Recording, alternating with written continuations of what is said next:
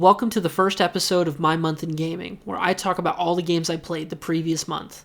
This month is about August 2024, so the first game I played is Portal with ray tracing.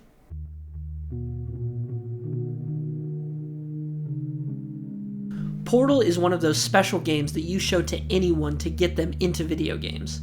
The genius of Portal is in its simplicity, where you shoot portals onto walls with your portal gun, and you can travel between these portals, solving puzzles along the way. I had never played the first Portal until now, as I skipped and went straight into Portal 2, but after building my own computer specifically for things like ray tracing, I finally gave the first Portal a shot with this new RTX Remix title. To give a simple definition of ray tracing for the people in the back, it's a newer computer technology that allows your computer to create more realistic lighting and shadows. Now, just on a technological level, this game is insane. I won't act like I know anything about what it took to make this, but the lighting and shadows, thanks to the ray tracing, is allowing light sources to interact with an object on the other side of a portal, which breaks my brain. It is so cool to watch. There really isn't anything novel I could say about Portal, aka one of the greatest puzzle games ever made, but to me, Portal is a 3D Tetris. After a few matches of Tetris 99, all I'm thinking about for the rest of the day is how those blocks connect together. It's like Taron Egerton said in the movie. I played for 5 minutes. I still see falling blocks in my dreams. In that same way, once you start thinking with portals, that thought process begins to bleed into other games and random things you see and interact with throughout the day. It's like magic, and I hope that everyone can eventually experience how cool Portal is at least once.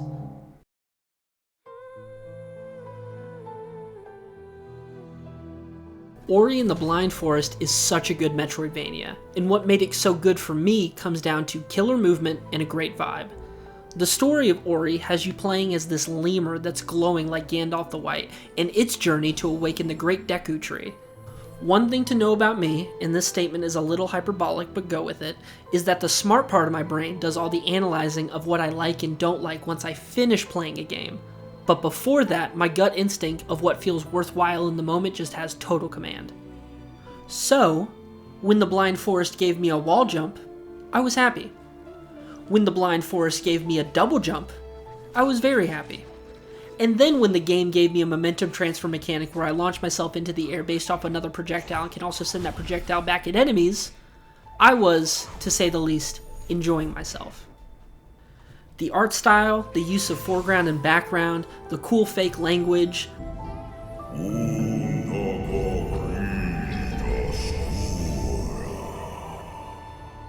the fun dungeons with unique mechanics, a ground pound, the vibrancy of color, the immersive nature of the music, it all mixes together in this Ori soup to give me a Metroidvania experience I hadn't really had before in my limited experience with the genre, and I can't wait for more in Will-O-The-Wisps.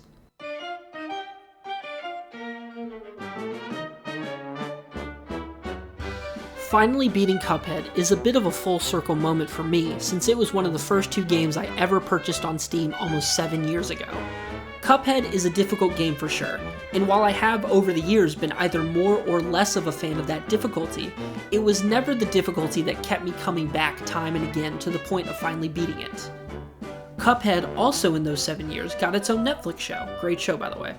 And I think that really shows that a lot of Cuphead as an identity or a brand is more attached to its presentation with its rubber hose art style and jazzy soundtrack, rather than its structure as a difficult boss battle type game.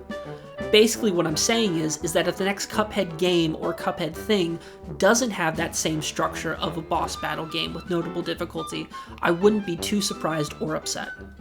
I know this is less about my thoughts on the game and more about my ideas about the game in like a meta sense. By the way, I love Cuphead as a game and I think more people should play it, but my mind is just more focused on what happens next for Cuphead. Even though the last Course DLC came out super recently, my mind can't help but think about the vast potential for whatever comes next for Cuphead, Mugman, and Miss Chalice.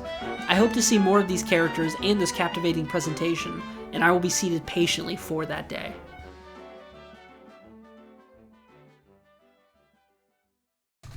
That's it. That's the end of the video. Thank you so much for watching, and I'll see you next month. Here's a little sneak peek at what might be to come.